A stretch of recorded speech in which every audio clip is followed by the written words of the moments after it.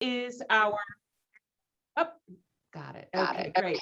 Today is another of our member appreciation events, and we're so very excited to bring to you Matt Jones, who's listed as the 8-continent marathon man.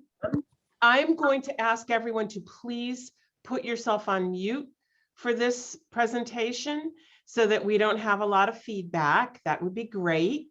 It'll be helpful for our speaker if he can see some of your lovely faces. So if you can stay on camera, that would be terrific.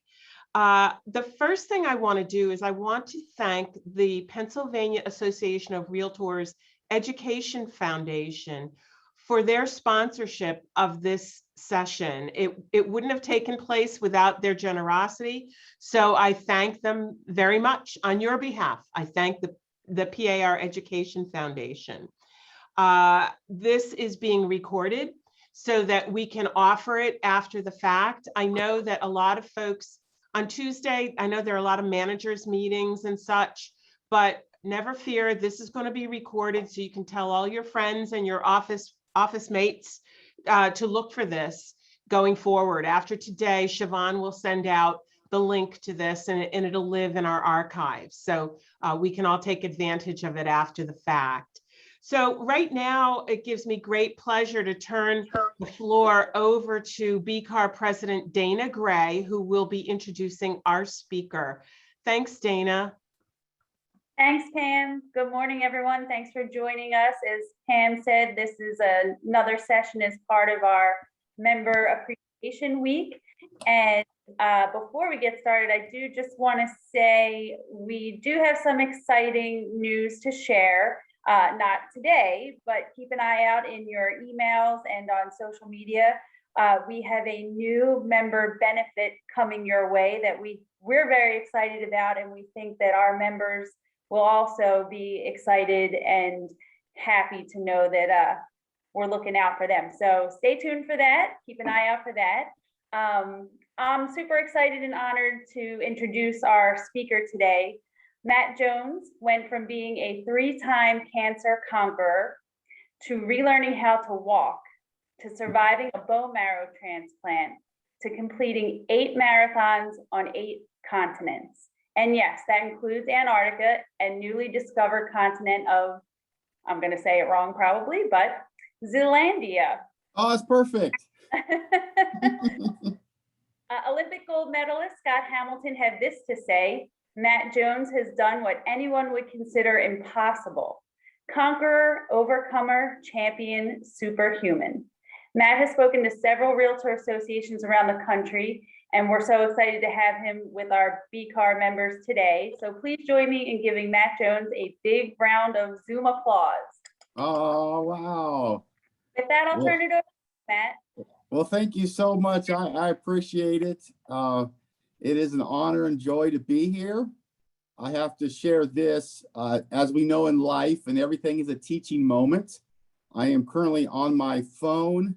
I had problems with my computer. I think I need a new internet internet provider.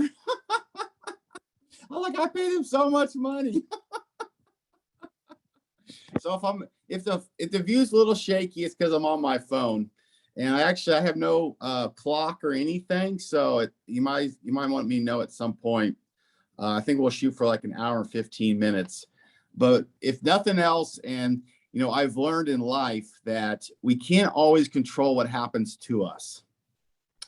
And the one thing, and this is one of the greatest lessons I've learned in my life, and it's a lesson I continually learn again and again and again and have to practice, that while we can't always control what happens to us, we can always choose how we perceive it.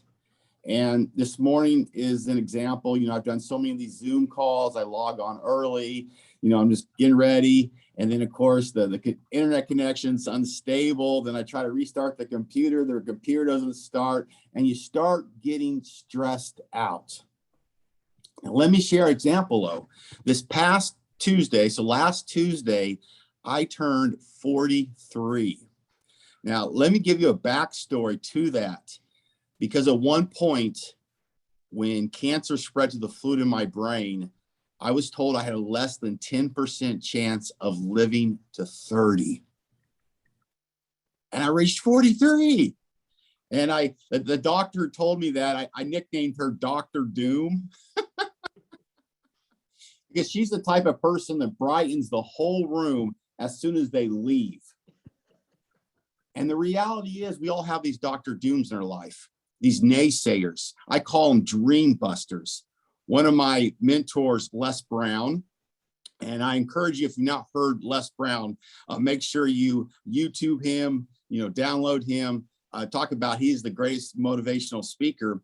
But he said something so important to me I want to share with you, because I think it's so important, not only in the marathon of real estate, but in the marathon of life.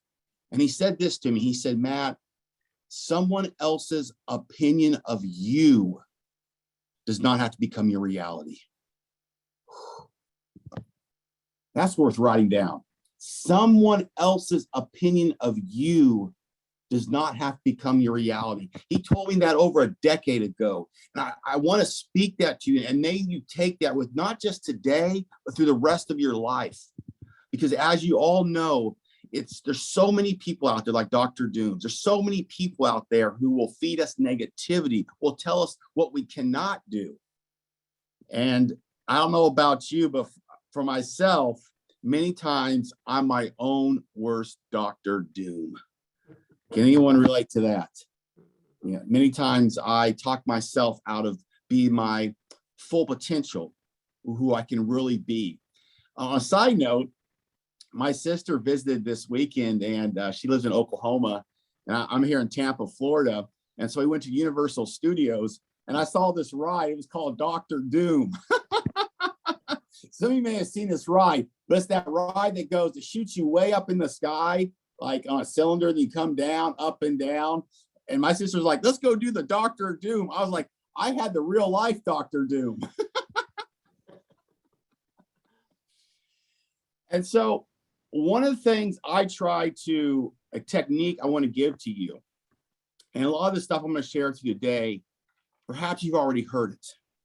And if anything else, a reminder of what you already know.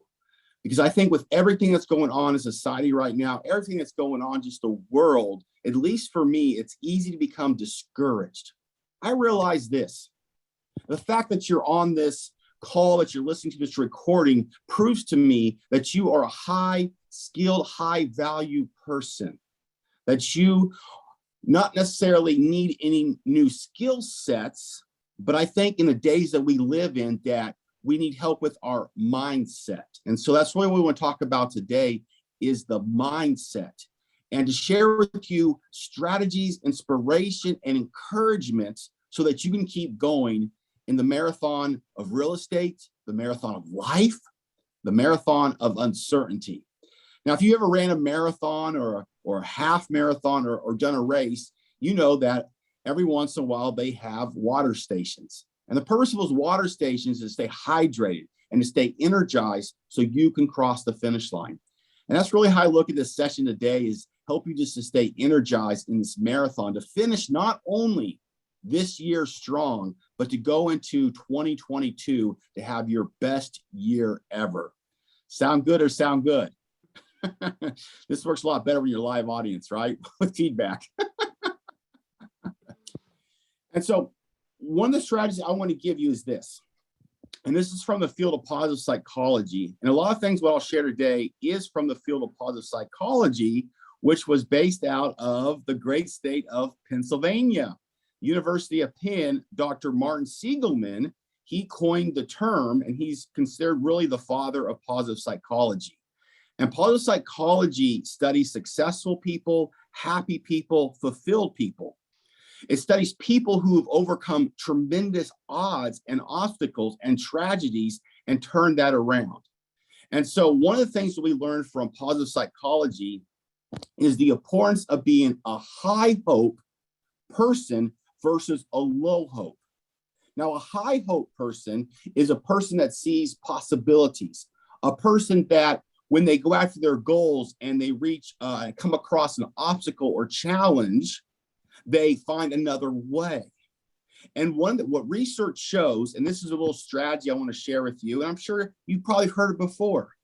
And I don't want you to miss out on it just because it seems so simple, because it truly is life-changing. It's something I was practicing this morning, when this whole technology adventure. And it's this, is the power of self-affirmations, or the power of self-talk.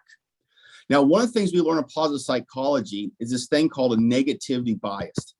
And a negativity bias is how our minds have evolved biologically, evolutionary, and we tend to seek out the threats in our environments. We tend to seek out the challenges. I'll give you an example. Have you ever been driving on the freeway and traffic has come to a slow on your side because there's a wreck on the other side? And there's no wreck on the side of traffic you're driving, but it stopped. Why? Because everybody's looking at the wreck. And it's a tendency of our human brains, and it makes sense, because to survive, you have to see the challenges. But what's happened so often in modern society is a lot of times we create imaginary or illusionary challenges. In fact, positive psychology, we have a slide coming up, but there's this thing called a negativity bias. And the negativity bias is this: the majority of people, 80% of their thoughts are negative. Mm-hmm. Think about that. Think about yourself personally, how easy it is to get caught up in thoughts of negativity, thoughts of worry, thoughts of anxiety. Now, perspective, not only you, but the people you work with, your family members, your friends, your society. So let me give you a little strategy. And once again, it's to say positive self-talk, positive affirmations. And my all-time go-to favorite is, I'm too blessed to be stressed. I was saying this morning, let me be honest with you, I wanted to break this computer. Then I got my laptop out.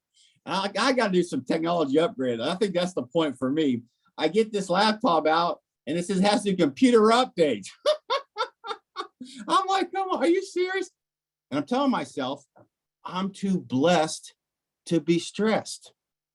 Because faced with having, and the reason why Dr. Doom told me I had a less than 10% chance of living to 30 is because the cancer spread to my brain. Now, the fact that I'm having troubles getting on a Zoom meeting, does that have any comparison to have cancer in the brain? Think about that. But here's the reality, and here's what I know as a human. When we're going through these challenges, whether they're big or small, when we're going through them, they can be the biggest thing ever. And if we're not careful, they can overwhelm us. Now, what positive psychology shows us, that when you're able to be a high hope person, when you're able to have positive self-talk, you're able to see solutions. So here's what I want to encourage you. Now, I'm a big note taker. I love to take notes. The great thing about this meeting, it's being recorded, so that's awesome. And so if you miss something, or I encourage you to go back through it. Because something I've learned is when we hear things again, or we read things again, we pick up different things, because we're in a different state of mind. And if you're like me, my brain's just hyperactive, right? And so, especially when you're on Zoom meetings, it's easy to zone out. At least I am. But this is huge. And I encourage you to write this down. At least remember it. It's simple, but life-changing. So we're talking about being a high hope person. We're talking about the positive self-talk. And so I want to encourage you to become what I call a solutionist. A solutionist. Is that not what people want to hear?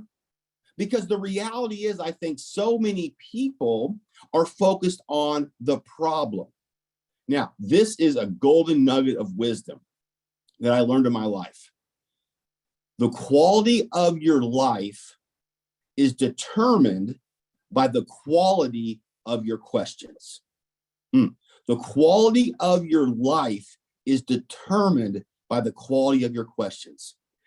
Now, what I'm sharing with you right now, and I'll share a little bit more about my story later on, but what I'm sharing with you right now is one of the reasons why I'm still here today. And as I share this story, I wasn't supposed to be here. I'm not supposed to be alive. You're not supposed to be hearing my voice. Think about that for a moment. Wow.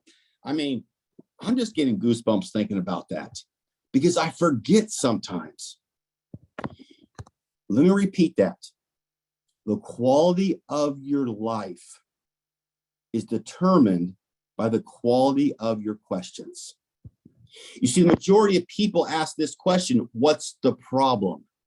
And once again, I want to encourage you to become a solutionist. And you become a solutionist by asking the question, what's the solution? What's the solution? And when you bring solutions to the table, you'll always be in high demand. Let me give you an example. I used to live in California, and in California, they have these race car driving schools. And one of the things they teach you is what to do when you spin out of control. And they tell you, don't focus on the wall, but focus where you want to go on the track. Because where you place your attention, where you place your focus, that's where you'll end up. What a great metaphor for life. So let me ask you, what are you focused on? Are you focused on solutions or the problems? Are you focused on the positivity or the negativity? Are you focused on the blessings or the stresses? Are you focused on hope or are you focused on fear? And if you're like me, I'm sure throughout the day, it's like a roller coaster, isn't it? Sometimes you're like in a good mood and you're seeing the solutions, the possibilities, and you're just like rocking it. And then a little thing happens. And it can change the whole day. Like someone cuts you off in traffic, a deal falls through. You have an argument with a significant other. You have technology issues. You get an unexpected bill. These little things that if we're not careful, knocks us off. I'll give you an example of this. It was a couple of months ago, and I'm just scrolling through the internet, just trying to look up some like sports, just kind of some downtime. And I see this article and it has this crazy headline that says, more food shortages are coming. Had a picture of a grocery store with all the food empty. Now, seeing that visual picture, seeing that headline, I started to have fear. I was thinking I need to start prepping, like start stockpiling food. And then I read the actual article, and in the third paragraph, it says the food shortage is going to be spam. I'm like, spam? And I just thought to myself, that worry I had, that fear I had over something that wasn't even like, I mean, I don't know about you. Does anyone like spam? I don't know, maybe put in the chat. Is anyone a big spam fan? Here's my point. Once again, one of the biggest challenges we face on a day-to-day basis is that negative self-talk, the self-defeating inner dialogue. And that's why, once again, I encourage you to the practice of positive self-talk. What we're talking about today is the mindset. So once again, I'm too blessed to be stressed. Let me give you another one. I'm too grateful to be hateful. I'm too grateful to be hateful. And let me give you one more to work on. This is a big one. My ego is not my amigo. Sometimes I say that to people. Your ego is not your amigo. I like to laugh and smile, even if no one can hear me. I want to offer this to you. So let me give a slide here. So this next slide here on the screen, this is my philosophy for life. Now, once again, don't let the simplicity allow you to miss out on the profound truth of this, because this simple strategy, this philosophy is one of the reasons I believe I'm still here today. Lighten up, don't tighten up. Let me give you an example. So I used to live in California, and in California, they have Well, yeah, that was the race car. I also live in Kansas. I've lived in so many places I forgot. So California had earthquakes. Now, when I lived in Kansas, we had these big oak trees, strong and sturdy. And in Kansas, have tornadoes. And when a tornado would come, it would just, even though that oak tree was so strong and so sturdy, it would rip it right out of the ground. Now I live in Florida. And Florida, we have hurricanes, but also palm trees. And here's the point about this philosophy. You see, the palm trees, they're like flimsy and skinny, nothing compared to an oak tree. But when the hurricane comes, what happens? The palm tree bends. The palm tree is flexible. Isn't that interesting? Lighten up, don't tighten up. Now, from a psychological standpoint, we've learned that when you lighten up, you're able to see more possibilities. You're able to see more solutions. I mean, this earlier today, this morning with my computer technology, I think we're in Mercury retrograde. Hey, that's what Southwest can blame it on. Mercury retrograde. If you heard about the Southwest thing. Now, one of the things I try to do also, we're going to talk about this, is the benefit of laughing and smiling. So this morning when I was having these issues, I was starting to panic. You know, I was like, the fact that I could lighten up, and also the great staff and help here with your association, I was able to adapt, improvise, and overcome. Adapt, improvise, and overcome. To go with the flow, to be solution oriented, not problem focused. Let me share two things with you as we stay on this slide. And these are two great, one's a quote and one's a great resource, which I'm going to recommend. The first is a quote by T. Harv Eker. And he said this: where your attention goes, your energy flows, your results show. Let me repeat that. Where your attention goes, your energy flows, your results show. Once again, what you focus on is what you get back. That's why I started this by saying, I'm too blessed to be stressed, because when you focus on what you have, you see, I think what happens so often, when I get stressed out, when I get anxiety, I focus on what I don't have versus what I do have. And when you focus on what you do have, you allow yourself to see the possibilities to have more. Now, so let me repeat that again. Great, great quote. Sometimes I say it so fast, I've said it so many times. Where your attention goes, your energy flows, your results show. Think back to the example of the race car.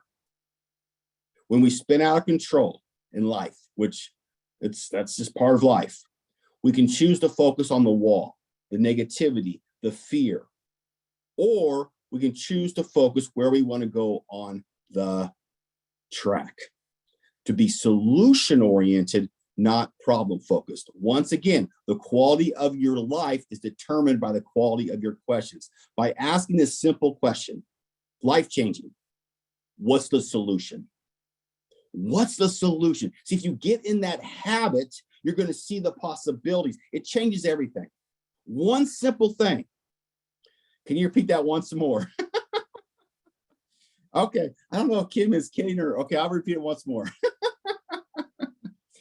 It is such a good one. T. Harv Eker, where your attention goes, your energy flows, and your results show.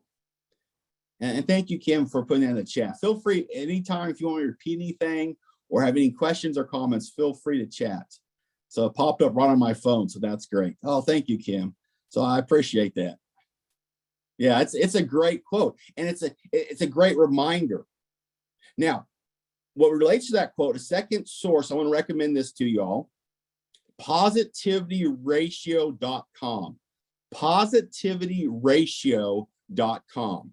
Now, this is the website for Dr. Barbara Fredrickson, and she is the leading researcher in the field of She's also in positive psychology. Her research is in positive emotions, why it's important to be positive. And what her research shows, and I've already talked about it, but when you come with a positive mindset, when you lighten up, when you're too blessed to be stressed, when you're too grateful to be hateful, you're able to see more possibilities, more solutions. Now, she did some groundbreaking research, and it's called the I don't even know where my camera is on my phone, but 3-to-1 solution. 3-to-1 ratio. And the 3-to-1 ratio is, in order to be happy, fulfilled, to be at your very best, you need 3 positive experiences for every 1 negative. And if you go to positivityratio.com, she has her website where she has assessment she made, and it's about no longer than 10 minutes, and it'll show how many positives to negatives you're experiencing. So I highly recommend that resource. And then also, if you're interested, she wrote a book. Oh, thanks, Anne-Marie, putting that up there. If you're interested, she wrote a book called Positivity. It's only like $10, but the great thing about the book is she takes all her scientific research and she breaks it down in very practical strategies. Because something that I learned a long time ago is it's not what you know, it's what you do. And knowing and not doing is not knowing. And one of the things I want to encourage you from this just chat today, from our presentation, is what can you take and apply to your life today? Because once again, it's not what you know, it's what you do. So this next slide, this slide here, this is one of my favorite pictures ever. You probably guessed that's me. I'm 4 years old, and there's my sister, Joanna. Look at that. Talk about happiness, right? But the reason why I share that is because there was a study that showed that the average 4-year-old laughs or smiles up to 400 times a day. Curious, how many of you have kids? You feel free to raise your hand. Or how many of you ever seen a kid? You know it's to be true. They laugh, they smile. But here becomes an opportunity for you and I. By the time they reach the age of 30, that number drops to 15. And how many people, especially right now, are walking through life, and it's been a while since they smiled. It's been a while since they laughed. And I think the reason for why the average 4-year-old laughs or smiles 400 times a day is because they're in the moment. Think about it. They're just in the moment. You know, you remember as a kid, like I remember a kid just give me a box and I was happy. You know, I just have the whole adventure with a box. Now, notice on that picture, I don't know if y'all can see it, but I'm holding like a wand. I guess that's like my Harry Potter wand. Of course, that was way before Harry Potter. But it's just like that childlike innocence of being in the moment. And the reality is, as you all know, all we ever have is this moment. But how often am I caught up in the dead past or the imaginary future? And I miss out on this moment. I miss out on the now. And it goes so fast. Because the reality yesterday, that's a canceled check. And tomorrow is a promissory note. And so I want to just encourage you, as much as possibly, be more like a 4-year-old and just live in the moment and the joy and the magic and the miracle of this moment. You know, something I think about, the mystery of how do you even wake up every day? This thing called life. That's so precious. That goes so fast. And, you know, it reminds me of this quote. I think it was, who was it? Lily Tomlin. Lily Tomlin, I think, said it. Even if you win the rat race, you're still a rat. Even if you win the rat race, you're still a rat. Isn't that interesting? Now, let me ask you this. And I learned this from my mentor, Les Brown. And this just came to me. This just came to me. I remember he was talking for a realtor group, and he asked them this question: what's your why? What's your why? Of course, there's a great book out there called Know Your Why. And he said, write down 3 reasons why you're in real estate. And when you're going through a tough time, when you feel overwhelmed, when you feel knocked down, when you feel that you're not living up to your expectations or your goals, you go back to your list. Know your why.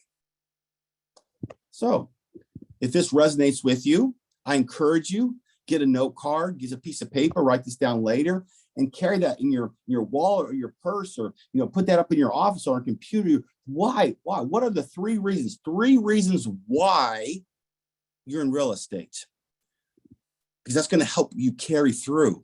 I remember I did this for professional speaking. I wrote down my 3 reasons, and my reasons was, one of them was the opportunity to inspire people. Another one was to make a difference, and the third one was just to be my own boss. I tell people I'm mentally unfit to work for someone else. Oh my goodness. Oh, I hope y'all having as much fun as I am. Are you still there? Lighten up, don't tighten up. Oh man. So I was in Alaska, and I had flown from Austin to Dallas, Dallas to Utah, Utah to Seattle, Seattle to Anchorage. I was like, this is the longest flight ever. I had forgotten all my power cords, so my phone was dying, my computer was dying. I get in. Oh, thank you, Kim. Oh, that's awesome. Well, I appreciate that. So I get into Anchorage, Alaska, and there's a blizzard. I'm like, oh, this is crazy. Well, a blizzard for them is, a little bit different than a blizzard for like, someone from, Texas or Florida. But so I got in the rental car, and it was a blizzard, but people are driving so fast. And it was during the winter time. So it was like dark all night long. And I'm just like, have you ever had the moment you just wanted to cry? I was like, what am I doing? And I went back to that list. I went back to those 3 reasons. And it gave me that just a little bit of encouragement to keep going one more day. One more day. So once again, I'm too blessed to be stressed. So we have another slide. And there it is, too blessed to be stressed. And when I put together this slide, I put together the puppy dogs, because for me, how can you not be stressed out looking at the puppy dogs? And so to make this somewhat interactive, feel free to put in the chat, which one is your favorite one? We got the golden retriever, we got the beagle, we got the pug, we got the bulldogs. Which one is your favorite one? I think this would be a great screensaver. Yeah, the pug, yes. I think this would be a great screensaver, right? Whenever you get stressed out, just pull this up. All of them. Yes, all of them. Golden retriever, all of them. A flower, I don't know what. The beagle. One time I was showing this and someone said, oh, I like cats. We love cats too. But let me review once again. Because what I want to do is, the reason why I stop and review is because I want to put this in your subconscious. Let me share this story with you, and then I'll make this point. When I was first diagnosed with cancer, I'm laying in the hospital bed, and I was a senior in college. It was the last thing I expected. And I'm laying in my hospital bed. Remember when I said earlier, the quality of your life determines the quality of your questions determines the quality of your life? I was laying in that hospital bed, St. Francis, Topeka, Kansas. And I was saying to myself, why me? Life isn't fair. And maybe that's a legit question, but it wasn't empowering. And here's what I want to share with you. Here's the thing. And this is why I repeat these things. And this is why I share these little nuggets of truth, because it was one quote from one book. Let me repeat that. One quote from one book that gave me the encouragement, the inspiration, that gave me a different vision to visualize. And that book was, and many of you probably read it or heard about it, Think and Grow Rich. And if you ever read Think and Grow Rich or try to read Think and Grow Rich, I mean, that's a pretty thick book and there's a lot in there. And it was one quote. It was one quote that made all the difference. And that quote was, every adversity, every heartache, every failure carries with it the seed of an equal or greater benefit. Let me repeat that. Every adversity, every heartache, every failure carries with it the seed of an equal or greater benefit. You see, I had read that book 2 years prior, and that one quote, which I didn't even realize at the time, I probably highlighted, probably marked it. It was deep in my subconscious. And when I needed that quote, it came up. And I wonder sometimes what would have happened if I never read that quote, if I never would have picked up that book. And I believe that somebody here today listening and seeing this, someone who listens to the recording, there's going to be that one thing just like me that you don't realize perhaps at the time that's going to be inside you. And there's going to be something that happens and it's going to come back up. And I can't explain how, but I just know because it happened to me. And that's why I commend you, because I realize your time is so precious. And I realize it's not always, easy to tune into Zoom when you have everything else going on. But I know this because I laid there in my hospital bed and I visualized this victory. That someday, somehow, somewhere, for someone, some good would come from my experience. And I know that somebody needs to hear something I have to say. And in no way in a million years did I think I would be in Tampa, Florida, 19 years later when I visualized that victory on my phone, doing slides on my computer, on Zoom, in this crazy world we live in. And that's what I want to share with you. That's the power of visualizing your victory. Visualizing your victory. Because, and here's what I want to encourage you. When it comes to visualizing your victory, set your intention and make it your attention. Set your intention, I-N-T, make it your attention. Because what you focus on is what you get back. Now, here's an interesting thing. So when I was diagnosed with cancer, 2002, the #1 most popular TV show in the world was Jerry Springer. You all see the Jerry Springer show? Always get a big laugh out in a live audience. I said, who's been on the Jerry show?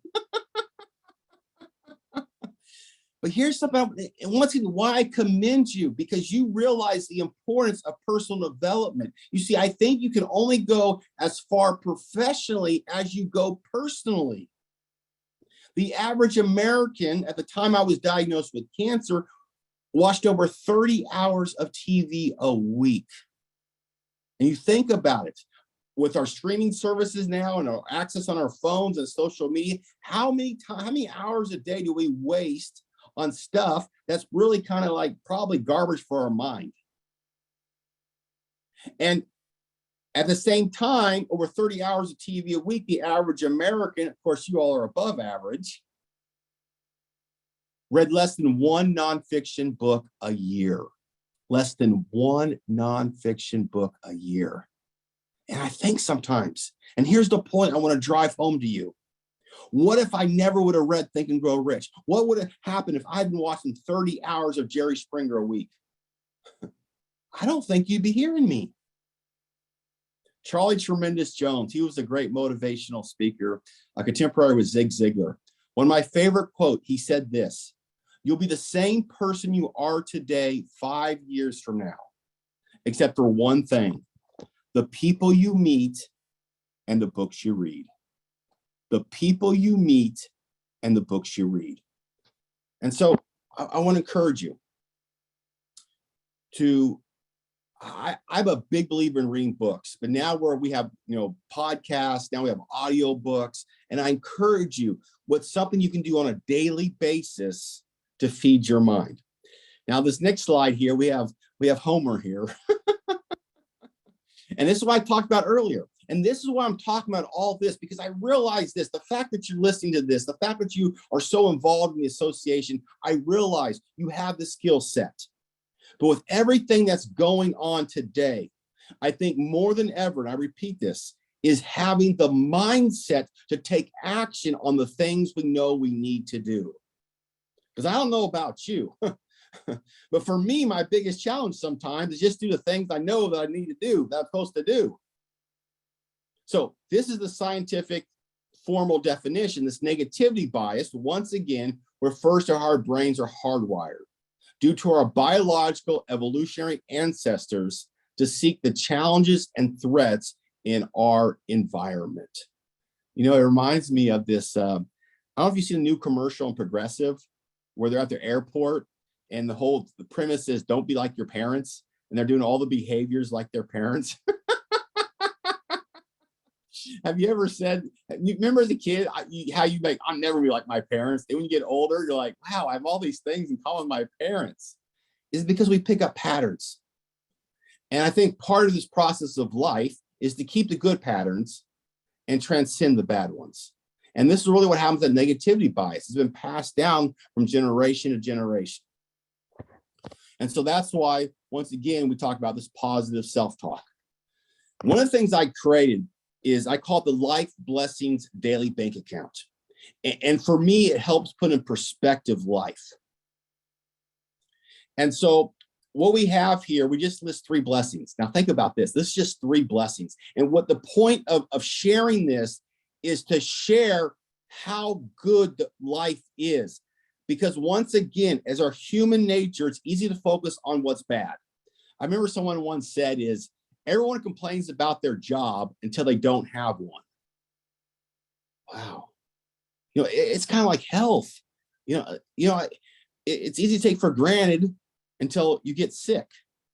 And now we're bombarded with all this, health fear.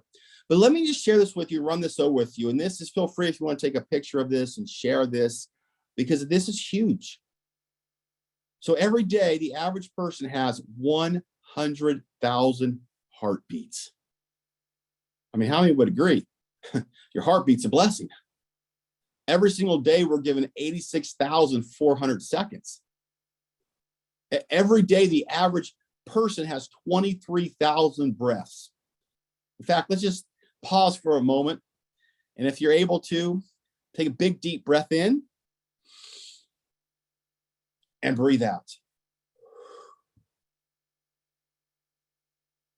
How big a check would you write for that? And so whenever I find myself getting a little overwhelmed, getting a little bit, anxiety or stressed out, I just try to remind myself, take a breath in and breathe out and be in that moment and realize the blessing of being able to breathe. So on the screen, with those 3 blessings, if we add those up together, your heartbeats, seconds in a day, and breaths, that totals to over 209,400 blessings every single day. Now, one of the things we learned from positive psychology, the number 1 predictor of happiness is relationships. And I think we'd also agree the number 1 cause of stress is relationships. But we all think about this. If you have 5 people, I know it's more, I just want to keep the math simple. Just 5 people who you care about, who you love. 5 people. So their heartbeats, their seconds in the day, their breaths, what is that worth? And 5 people multiplied by 209,400 is over 1 million blessings every single day. What I'm trying to share is you are a blessings millionaire. And that's just 3 blessings. So the reality is you're a blessings billionaire. And would you trade any amount of money away for any of that? That's what I'm saying. But sometimes it's so easy to be caught up in life, caught up in stuff that we forget what we have. And when we come from a place of what we have, when we come from a place of positivity, when we come from a place of possibility, we're able to see more opportunities. We're able to see more solutions. We're able to ultimately cross whatever finish line that we have set for ourselves. So I just like sharing that because I think it's just a great reminder of the importance of what you focus on is what you get back. Big quote guy. So I love quotes. And this is one of my favorite quotes. This guy was a gentleman. He was taught psychology at USC back in the 70s. And this quote is, and you can see on the screen, I'll read it to you. And as I read it to you, just try to take it in. And he says this: at birth, we are given the greatest gift, life. And as our first birthday present, we are presented with a fantastic world in which to live. And as I read that, I think of that 4-year-old and how they're just the magic of life and they're in the moment. But I don't know about you, over these last few months and years, some days I'm just like, I'm just trying to get out of bed, try to get the coffee. It's easy to get knocked down. It's easy to forget. Oh, I got to share this story. This is a fun story. So when I turned 40, I was like, okay, this is a big celebration. Dr. Doom said less than 10% chance of living to 30. Now I'm at 40. So I went to the grocery store, I got a bottle of wine, and I'm checking out, and the clerk asked for my ID. And I got so excited because it's been a while since I've been ID'd. So I was like, wow, this is the best gift ever. So I'm reaching in my wallet to get my ID. And then the clerk says to me, oh, never mind, I see gray. Oh, lighten up, don't tighten up. So we talk about the importance of laughing, the importance of smiling. And the reason why I really added this, not only because what it has done in my life, but really the climate we live in. I'm sure many of you are familiar with Patch Adams. And there was the movie played by Robin Williams. And he said something very interesting. And Patch Adams believed in laughter therapy. And, the medical community at the time, they're very conventional. And he had a lot of static with them. But look what he said. Laughter boosts the immune system. And I think we could all agree the importance of having a strong immune system. It helps the body fight off disease, cancer cells, as well as viral, bacterial, and other infections. Being happy is the best cure for all diseases. And so I want to encourage you, make it in your practice like a 4-year-old to laugh and smile more.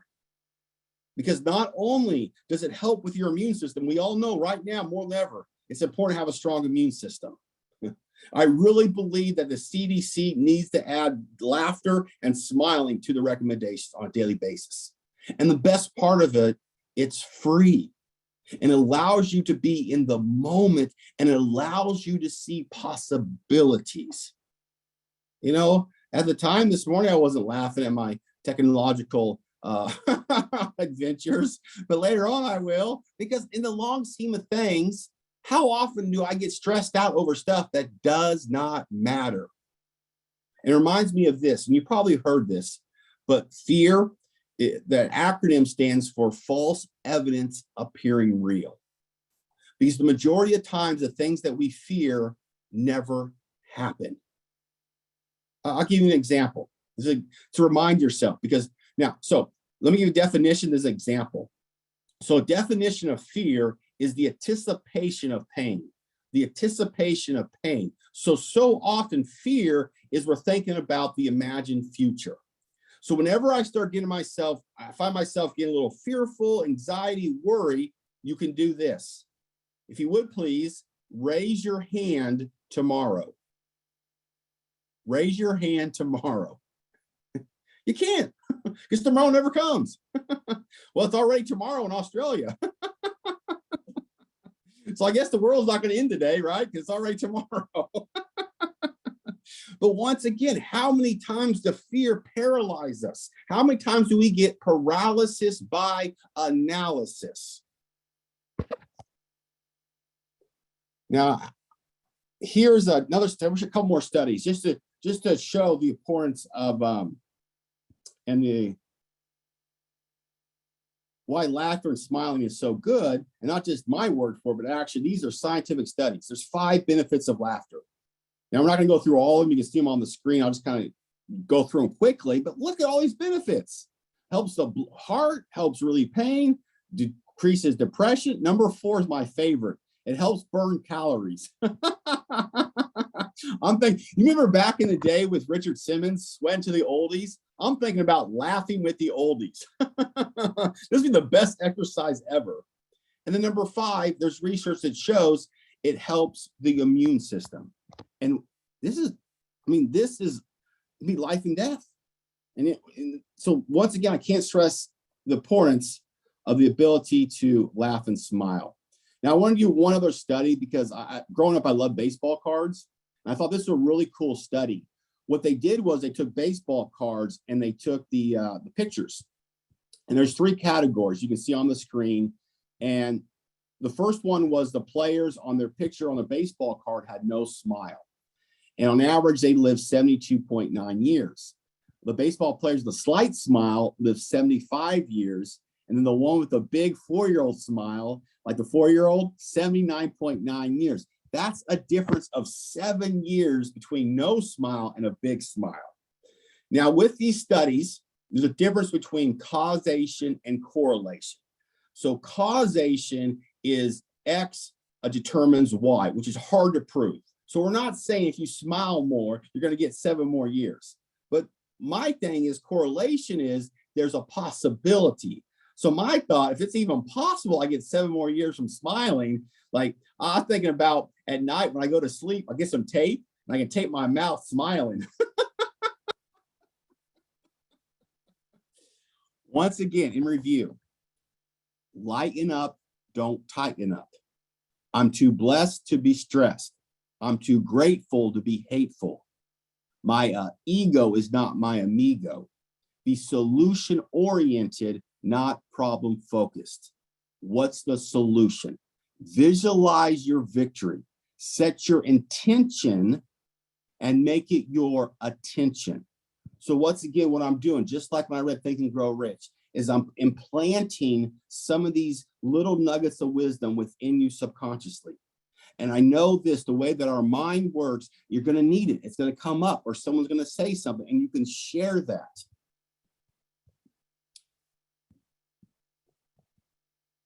So for me, when I laugh, when I smile, it helps me be in the moment. And I just wanted to give you some wisdom from the great American philosopher, the Cookie Monster. Today, me will live in the moment unless it's unpleasant, in which case me will eat a cookie. So what we like to do here, just to make some interaction, feel free in the chat to share what's your favorite cookie? Your favorite cookie. I think for me, it's the snickerdoodle. I love the snickerdoodle. Feel free to share your favorite cookie. Homemade Toll House. Yes, those are good. Yeah, getting time for oatmeal raisin. Okay, yeah, get some healthy there. Anything with chocolate. Tate's chocolate chip. Yeah, Christmas time's coming too, the holidays. Now, I want to share another quote. It has the same thing as the Cookie Monster, but a little bit deeper. And I love the scenery here. I love always being in nature. And, I remember one time there's some very beautiful place in the state of Pennsylvania. There's a lot of green there, a lot of hills. But I love this right here. This quote says this: the present moment is the only moment available to us. And it is the door to all moments. Wow. My undergraduate was in communication. And I always like to share this because, how often have you been talking with someone? And while they're talking, you're thinking about what you're going to say. And you don't even know what they said. Imagine, and this is huge. Imagine if we can, I think it's difficult in today's society because we try to multitask all the time and we're on our phones and we're talking to someone, we're texting to somebody, we're doing an email, we're watching this video. But what I want to encourage you, try to be more in the moment, especially in those relationships.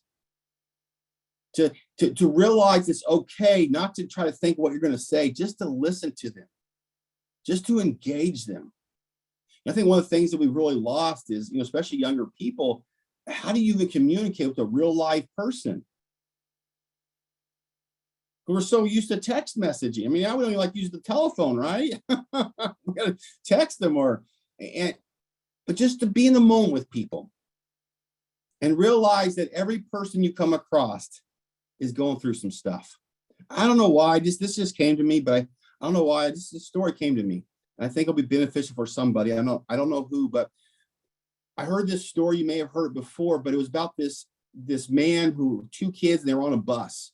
And his kids were just being just horrible, and they were being a wreck, and they were causing such disruption. And this lady came up to him on the bus and told the father, said, "You are a bad dad. Your kids are out of control. Like, seriously, you are the worst parent ever. Can you not get control of your kids?" The dad said to the lady, he said, "Yeah, you're right. I apologize. We just came from the hospital with her mom passed away."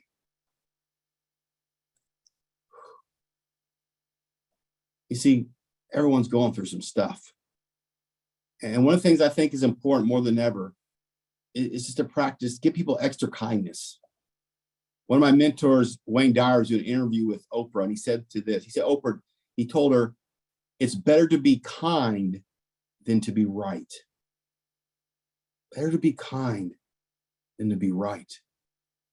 And see, as a public figure in your community, I just encourage you to be known as someone who practices kindness, known as someone who's a source of possibility and light and hope, because you represent not only yourself, but the association, the whole industry of real estate. Be as someone who's known as ethical and someone who picks people up. How amazing is that to be able to do that? Knowing that every day the opportunity to make this world, to make your community a better place. Because I believe we need people like that more than ever. All right. Pam, how are we doing on time?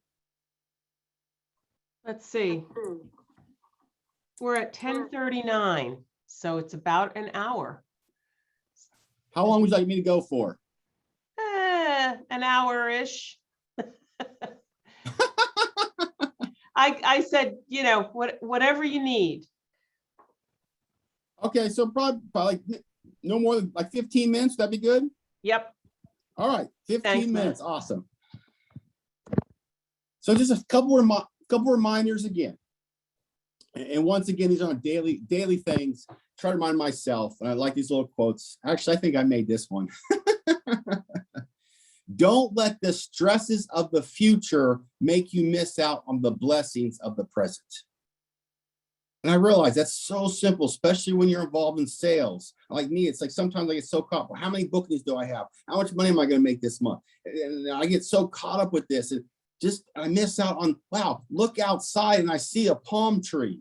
And it's like, how awesome is a palm tree to see a palm tree? How awesome that I woke up today once again when I was told.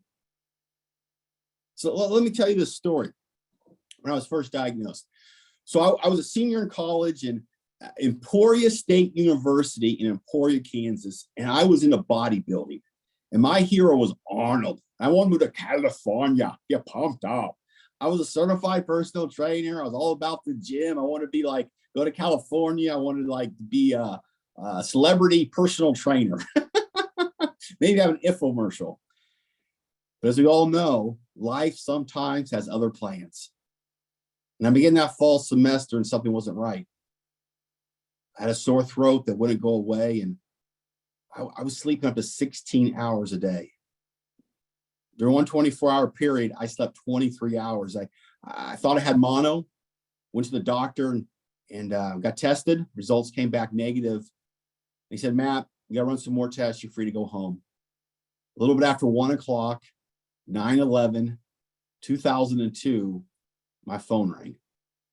And it was my doctor. And you all know when the doctor calls you at home, not a good sign. He said, "Matt, I got some good news and some bad. You're sicker than we thought." And he said those 3 words no one wants to hear. And As he said those 3 words, I thought to myself, well, I sure hope the good news isn't that he switched to Geico and saved a bunch of money. Oh, man. And then he said this, and I want to echo those words for you, wherever you're at right now, either personally or professionally. He said, Matt, here's the good news. And I know this from my life because I have lived it. There is always good news. And he said, Matt, it's possible. It's not going to be easy at times, but you can beat this. And that's really been the message I've tried to proclaim from my cancer adventure, that no matter what happens to you in life, no matter what's going on in the market, no matter what's going on, personally, there's always, as Napoleon Hill wrote, Think and Grow Rich, that seed of an equal or greater benefit. I'll never forget, I had to go 50 miles to the nearest hospital. And I walked through the doors of, it was St. Francis, Topeka, Kansas. And I'll never forget the head nurse, Nurse Ginger. And she greeted me with $1 million smile. 19 years ago, I remember that smile. You see, Nurse Ginger, Dr. McNamara, they put a positive imprint on my life. Every day, you have an opportunity to put a positive imprint on someone else's life. This just came to me. I realized that the real estate world can be competitive sometimes, maybe even a jungle, if I can use that word. I want to encourage you. I just recently was given I did a talk at the Florida, at they have a real estate leadership academy, but I told them this, the leaders there, don't compete, create. Don't compete, create. See, one of the biggest lessons I learned from all my marathons, and I did one on every continent, in the newly discovered continent of Zealandia, which I tell people that and they don't believe it because they never heard of it. You have to Google it. Is my goal was just to finish the race. Because I wasn't going to ever run a marathon, probably never qualify for the Boston Marathon.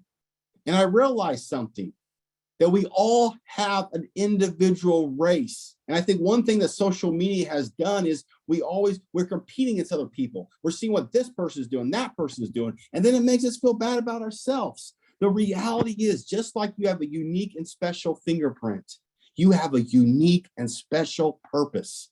And you have something that only you can give to this world. And the world needs it more than ever. And Nurse Ginger, she shared with me, she said, Matt, my sister also beat cancer. And she says one of the greatest blessings of her life. Now, as a senior in college who just told they had cancer, having to go to the hospital, this was the last thing I wanted to hear or believe. And I thought to myself, your sister's absolutely cray-cray. There's nothing good that can come from this. But here I am today, all these years later, having gone through a bone marrow transplant, having gone through slipping an unconscious state where doctors didn't think I was going to live, having gone through full body radiation, having gone through having this thing in my head to administer the chemotherapy, get infected, all this stuff. And I look back and I say, it was one of the greatest blessings of my life. Never would I want to go through it again, but I was able to see the seed of an equal or greater benefit. I was able to take that tragedy and turn to a triumph. Even today, sharing that story, sharing the lessons I learned from that, saying, if I can go through that, it's possible that whatever you face in life, the ups, the downs, the big things, the small things, not only can you get through it, but you can become a better person because of it. It's not what happens to us, it's how we perceive it. Let me give this to you.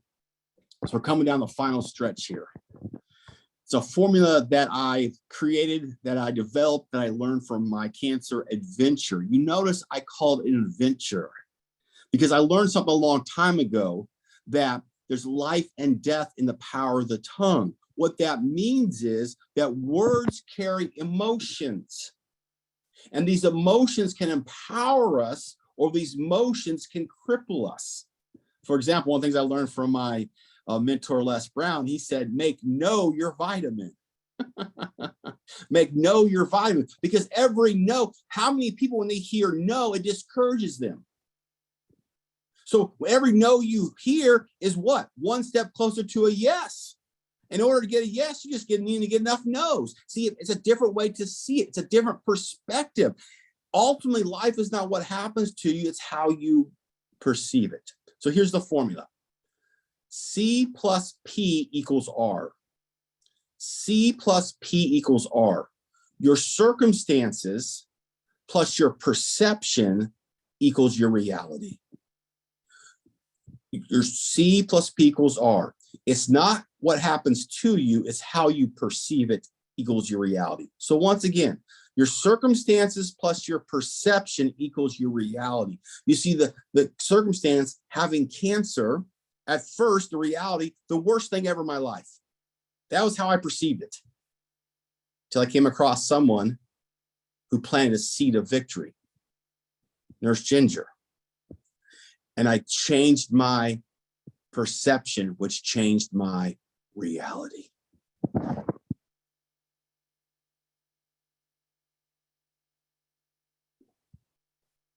We are so blessed in this moment.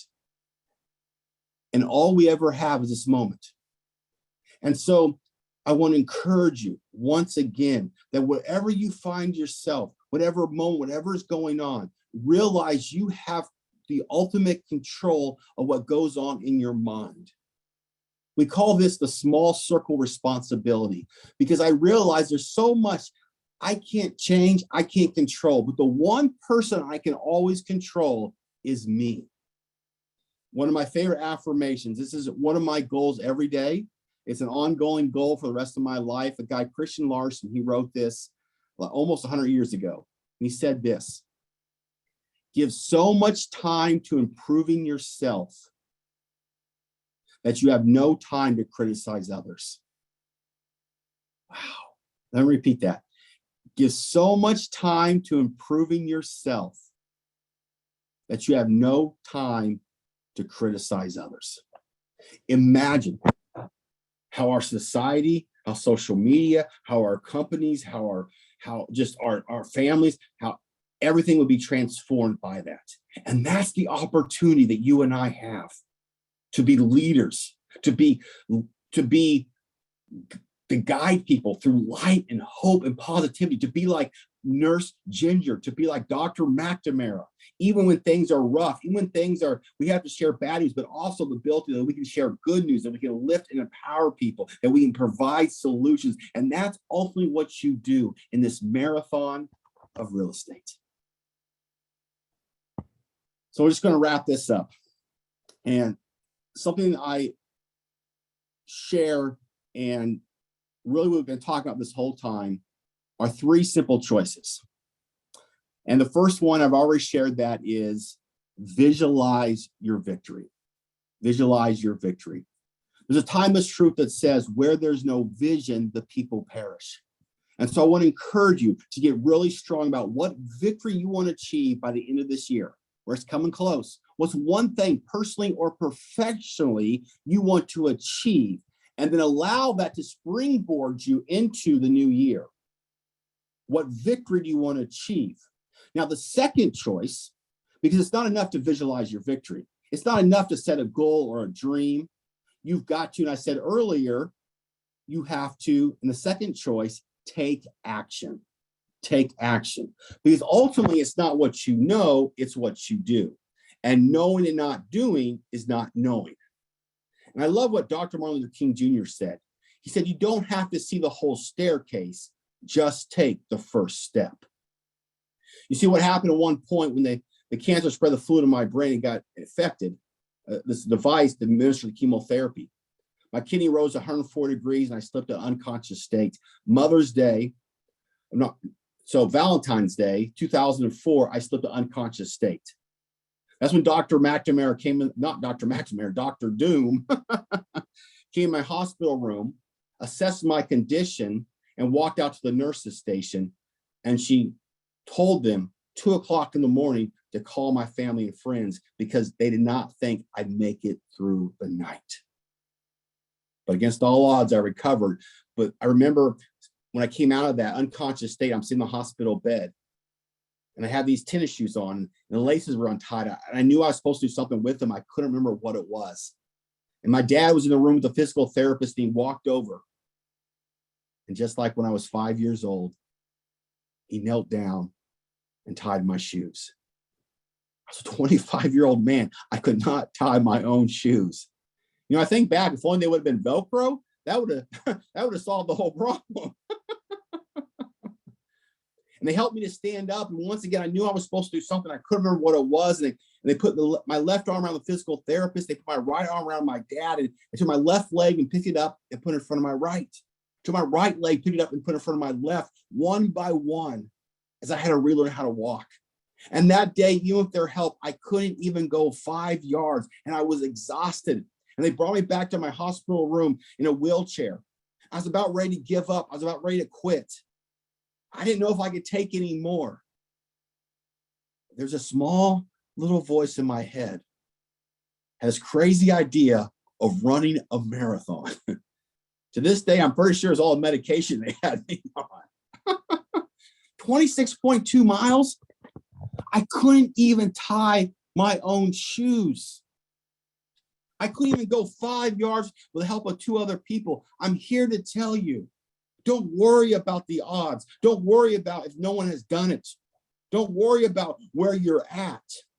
I'm here to tell you the power of visualizing your victory. We have this one life to live, and I want to encourage you to dream the impossible dream. And then make that second choice to take action. And for me, it was to take one step. One step. Think how far that is from 26.2 miles. But if I thought about all that it would take to run a marathon, I would have got overwhelmed. I would have quit. Focused in the moment. What can I do in this moment that's just going to move me a little bit closer? That's all we have to do. And after I took that first step, my goal is to make it down the hospital hallway and back. And 2 years and 4 months after visualizing my victory, and 2 years and 4 months after taking action, I made to the starting line of my very first marathon. And boom, the starting gun fired and off we went. And what a feeling it was coming to that final stretch, 26 miles. And I never realized how far 0.2 miles could be. And I crossed the finish line. And my girlfriend at the time, she ran up to me and she said, "Matt, an 83-year-old man beat you." Oh my goodness. The third and final choice, as we wrap this up, elevate your attitude. Elevate your attitude. One of my favorite quotes of all time, Charles Swindoll, the single most significant decision that you and I can make on a day-to-day basis is our choice of attitude. We can't always control what happens to us. And in life, there's going to be some challenges. There's going to be some obstacles. There's going to be things that don't turn out. I mean, this today was an example. Ideally, I'd be in person sharing with you, but now we're virtually. And then ideally, the computer would work. But what I'm saying is that maybe that was meant to happen because it demonstrates this life. It demonstrates the importance of what I've shared today in real time. That once again, while we can't always control what happens to us, we can always control how we perceive it. And I want to leave you with one last thing. And I call it the ultimate choice. And that's the choice to serve. And that's what you're doing each and every single day. That's what you're doing today. You're using your unique talents and gifts to make the world a better place. Just think about it. Where do people spend most of their time, especially now? In their homes. And reality is you're not in the real estate industry. You're in the people industry. You're in the dreams industry, the hopes industry. And an opportunity to make an impact and positive impact on every single person you come across. And how amazing is that? So it's been my honor. It's been my pleasure And I encourage you to watch this again. I encourage you to take those little things, those little affirmations, and apply them to your life, because I guarantee you there's going to be a point in time when you're going to need them. Oh my goodness. Matt, thank you so much for this wonderful presentation. And thank you for using your gifts to uplift us. This was just such a wonderful, wonderful session, and such important messages for all of us. And I have no doubt that this recording is going to get some legs on it. Oh, I appreciate that. I have no doubt. And, you know, I really wish we could have had you in person, because I can only imagine what it would have been like in person. And I'm going to say to you that we're going to make every effort to do that in the future. Oh, that'd be amazing. So, you know, bring you up from Tampa. Yes. You know, but I thank you, and I thank everyone who was in the audience today. And again, we will publish this as a recording, and I do encourage all of you to take another look at it, because it's just so important. And I thank our wonderful staff for working hard to get this on air. And Matt, again, finally, I thank you, and I wish you all the best going forward. And Thank you. we have a lot to think about and a lot to work on. So thank you for that. My pleasure. Thank you all. Matt, thank you so much. This was tremendous.